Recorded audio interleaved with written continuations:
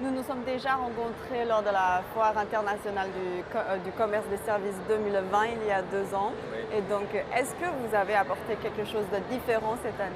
Et je crois la nouveauté, c'est que c'est la première foire après les Jeux olympiques qui se sont très très bien déroulés et que nos entreprises qui sont présentes en Chine depuis un moment, qui ont aussi contribué des équipements pour les Jeux olympiques, ils continuent à travailler sur ce marché. Nous le soutenons au mieux que nous pouvons. Et cette fois-ci, ils présentent leur toute dernière technologie dans le secteur.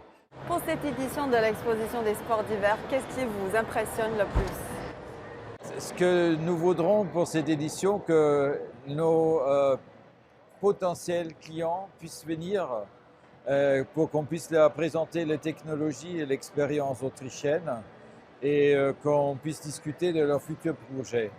Nous savons qu'après les Jeux olympiques, l'intérêt du public général en Chine sera quand même beaucoup augmenté. Les gens sont plus conscients de la possibilité de faire du sport en hiver.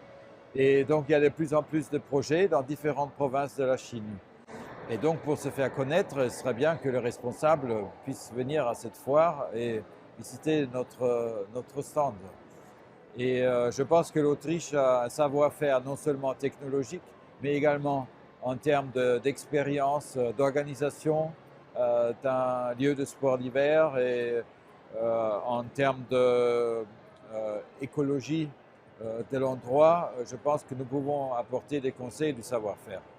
Oui, vous avez évoqué l'expertise dans l'écologie. Oui. Donc, lors de notre dernier échange en hiver, vous avez évoqué l'ambition des entreprises autrichiennes de se faire des puissances écologiques. Donc, vu la situation actuelle en Europe, les phénomènes météorologiques extrêmes, la pénurie d'énergie, qu'est-ce que vous avez comme solution sur le plan écologique?